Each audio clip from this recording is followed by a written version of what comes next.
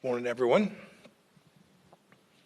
Thank you, Hong Shi Wei, for that very kind introduction and those remarkable words that were your own. We're blessed to have you here today. Look, as you said, a lot of people worked really hard to get you home. America never gives up. We never give in. We never leave anybody behind.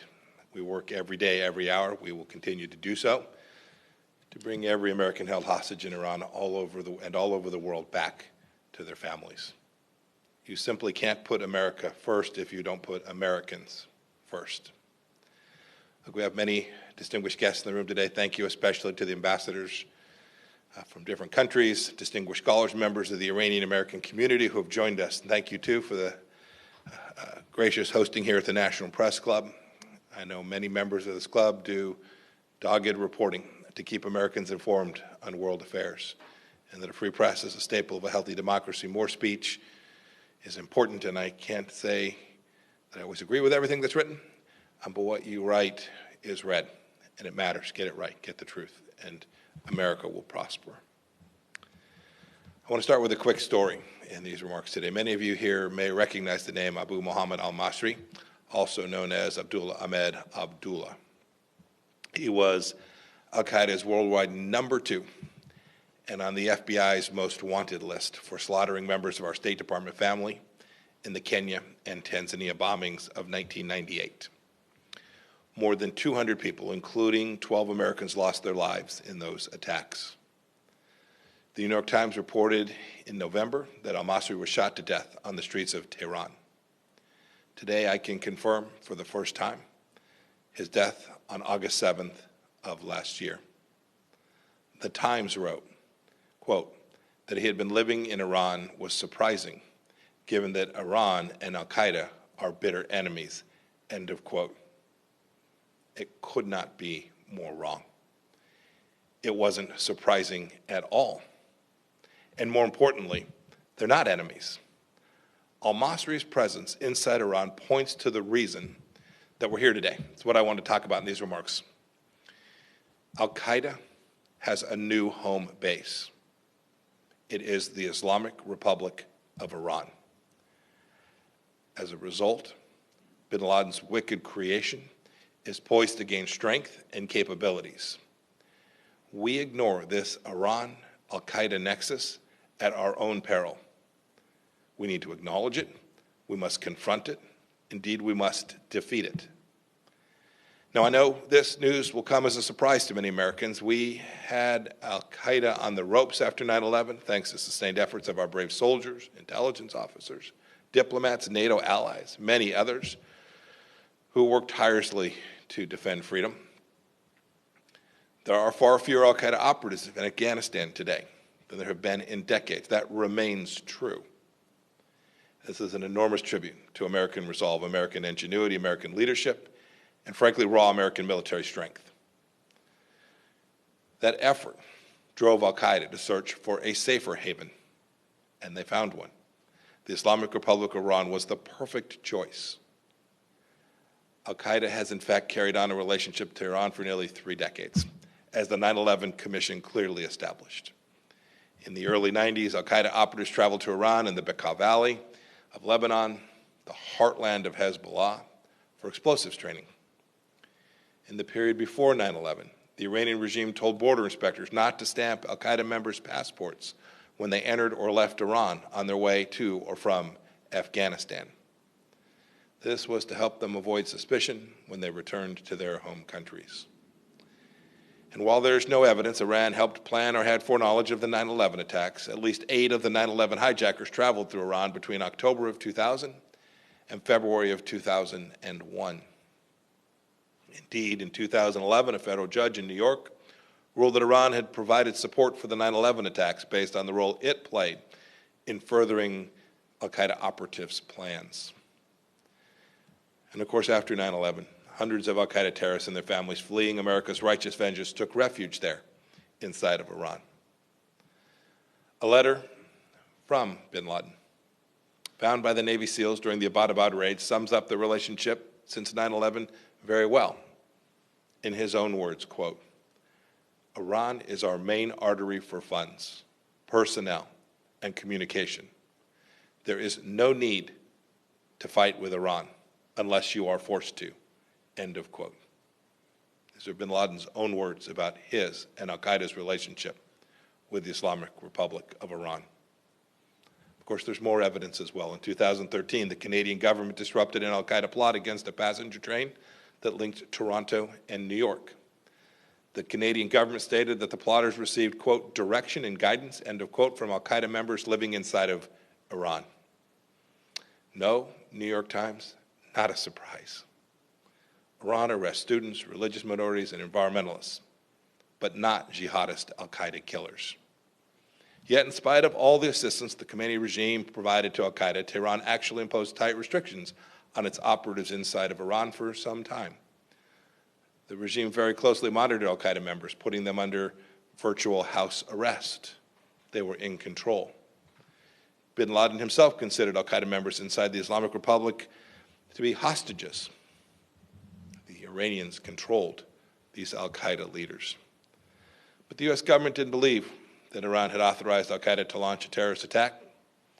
But I have to say today, that is not the situation. Indeed, everything changed in 2015, the same year that the Obama administration and the E3, France, Germany, and Britain, were in the middle of finalizing the JCPOA. A sea change was happening within the Iran-Al Qaida Axis.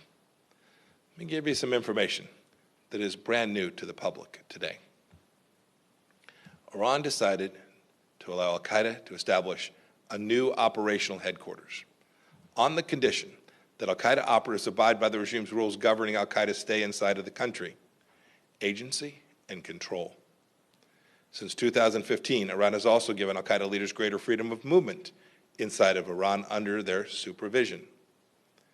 The Iranian Ministry of Intelligence and Security and the IRGC have provided safe havens and logistical support, things like travel documents, ID cards, passports, that enable Al Qaeda activity. As a result of this assistance, Al Qaeda has centralized its leadership inside of Tehran. Ayman al-Zawahiri's deputies are there today, and frankly, they're living a normal Al Qaeda life. Al Qaeda terrorists like Saif al-Adil and the now dead Mohammed al-Masri have been able to place a new emphasis on global operations and plotting attacks all across the world. Tehran has allowed Al Qaeda to fundraise, to freely communicate with Al Qaeda members around the world, and to perform many other functions that were previously directed from Afghanistan or Pakistan. Al Qaeda now has time. Because they're inside of Iran, they have access to money. They have a range of Iranian support. They now have new tools for terror. You now have the world's largest state sponsor of terrorism, the Islamic Republic of Iran, as the home base for Al Qaeda. They are partners in terrorism, partners in hate. This axis poses a grave threat to the security of nations and to the American homeland itself. I would say Iran is indeed the new Afghanistan as the key geographic hub for Al Qaeda. But it's actually worse. Unlike in Afghanistan, when Al Qaeda was hiding in the mountains, Al Qaeda today is operating underneath the hard shell of the Iranian regime's protection. America has far less visibility on Al Qaeda's capabilities and their activities than we did on their activities when they were in Tora Bora or even in the mountainous regions of Pakistan.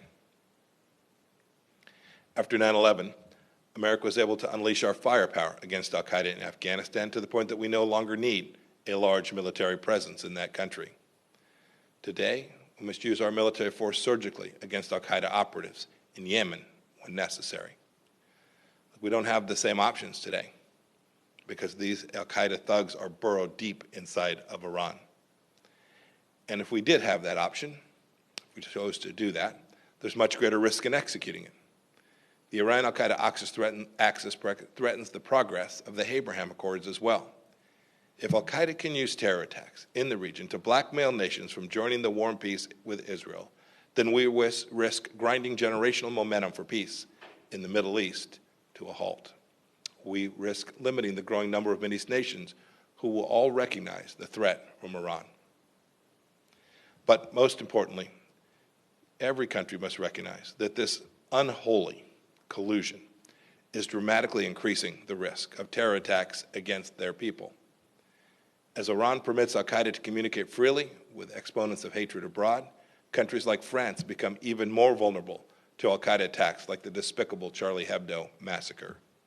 As Iran provides al Qaida with travel documents like passports, countries like Germany are ripe to be the site of the recreation of something like the Hamburg cell, so instrumental in the 9/11 attacks.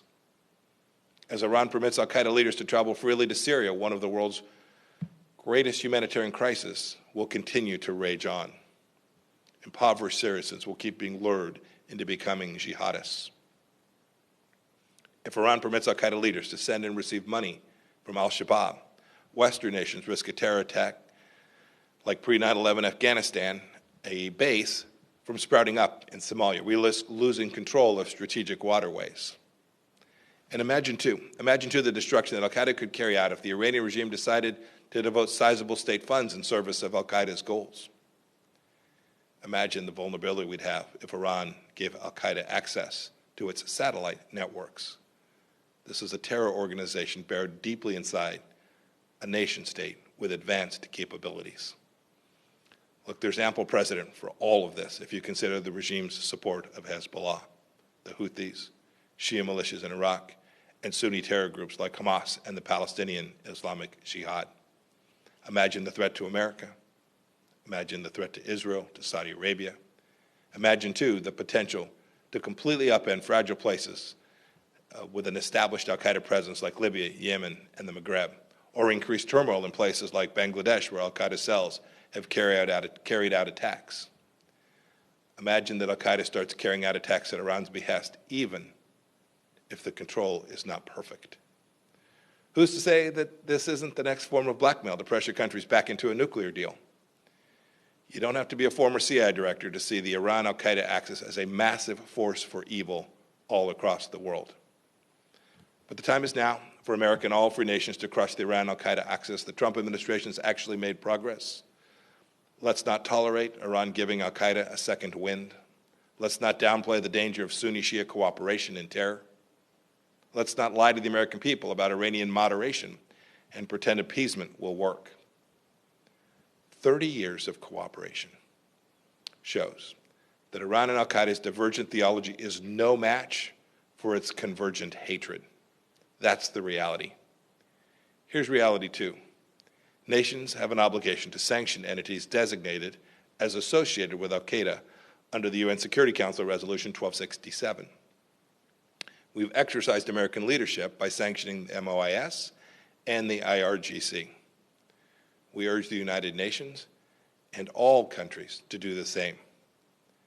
Today I'll announce the following actions. Today we'll announce sanctions on Iran-based al Qaeda leaders Sultan Yusuf Hassan al-Arif and Mohammed Abateh. He is also known as Abdul Rahman al-Maghrebi. I'm also announcing designations of 3 leaders of al Qaeda Kurdish battalions, an al Qaeda-linked group that operates on the border between Iran and Iraq. And in a related action, I'm announcing a reward for up to $7 million under the State Department's Reward for Justice program for information that leads to the location or identification of al-Maghrebi. We want to bring him home to America for justice. In closing, I want to go back to 1983. It was the fall of my sophomore year at the United States Military Academy. I remember picking up the newspaper to read that a truck packed with explosives had slammed into the U.S. Marine barracks in Beirut, Lebanon, killing 241 American warriors. My life wouldn't be the same after that. As a young soldier, that attack got me thinking about the big questions of national security, about America's role in the Middle East and the world. For those of you who don't remember, the terrorists who killed our fellow Americans were part of an early incarnation of Hezbollah that had the support of the Islamic Republic of Iran. I've not forgotten it. And after 4 years leading the CIA and now the State Department, I'm more clear-eyed than ever about the threat from the al Qaeda-Iran axis. The Islamic Republic of Iran has given a new operational headquarters to the terrorist network with more American blood on his hands than any other. People who are plotting fresh atrocities from Tehran, even as we speak. We can't ignore this truth, And just as we have done with other horrible regimes like the one in China, the Trump administrations will look to this as it is, not as we wish it to be. We see the true nature of the Iranian regime and we refuse to indulge it. We speak the truth about the nature of the Iran-Al Qaida relationship, and we've taken significant actions to crush it. We urge every country to do the same for the good of their own people and the good of the security, stability, and prosperity of the world. The free world's battle against terrorism will go on. May America always lead in that fight. Thank you. May God bless all of you, and may God bless the United States of America. Thank you.